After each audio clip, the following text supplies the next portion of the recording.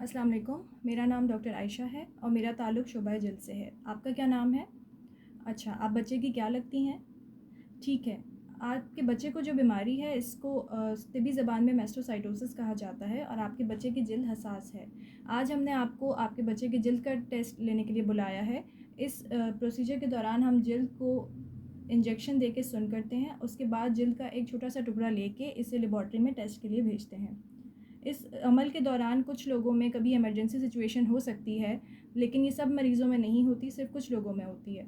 और इससे अगर ऐसा हो जाए तो इसके लिए हमारे पास इमरजेंसी किट में कुछ दवाइयाँ मौजूद होती हैं, जिससे हम फ़ौरन इंजेक्शन देके इस अमल को रोक सकते हैं। इससे पहले कि मैं ये प्रोसेस शुरू करूँ, मेरा कुछ आपसे सवाल पूछना ज़रूरी है। बच्चे को आपके कोई खून की बीमारी तो नहीं है? किसी किस्म की खून पतला करने की दवाइयाँ तो नहीं लेते? कोई सुन्न करने वाला इंजेक्शन पहले कभी लगा है? और अगर नहीं लगा है तो इससे कोई रिएक्शन तो नहीं हुआ? जिल्द पर इस वक्त कोई इन्फेक्शन तो मौजूद नहीं है? ठीक है, तो अगर आप तैयार हैं आप इस इजाज़तनामे पे साइन कर दें ताकि हम प्रोसेस को शुरू कर सकें। सबसे पहले ग्लव्स पहनेंगे और ग्लव्स पहनने के बाद आपने इमरजेंसी ट्रे या अपनी किट प्रिपेयर करनी है और किट के अंदर हाइड्रोकॉर्टिसोन, डाइफेनहाइड्रामीन और एपिनेफ्रिन होना ज़रूरी है। और इसके अलावा हमें इंसुलिन सिरिंज चाहिए विद लाइडोकेन। इसमें ख़्याल रखना है कि इसके साथ एपिनेफ्रिन मिक्स ना हो या एपिनेफ्रिन आपने अलग से ऐड नहीं करना, सिर्फ प्लेन लाइडोकेन यूज़ करना है।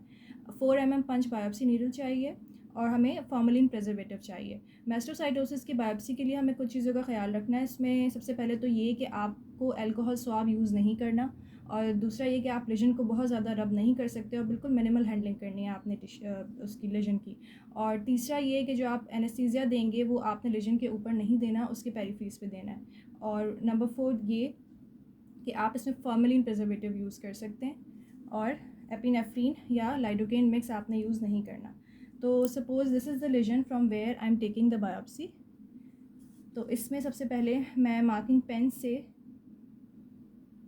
इस तरह से एक रिंग ड्रॉ करूँगी। उसके बाद हम इंजेक्शन लाइडोकेन देंगे और ये मैंने लेजन के ऊपर नहीं देना बल्कि लेजन जहाँ मैंने मार्कर अपना लाइन ड्रॉ की है उसके एक मैंने पहले 6 o'clock पोजीशन पे दिया, फिर इसी तरह एक मैं 3 o'clock पे दूंगी,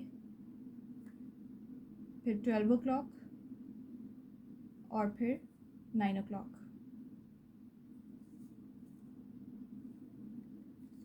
इसके बाद जो भी ब्लड है उसको आपने बिल्कुल हल्का सा इसके ऊपर रखना है और रब नहीं करना।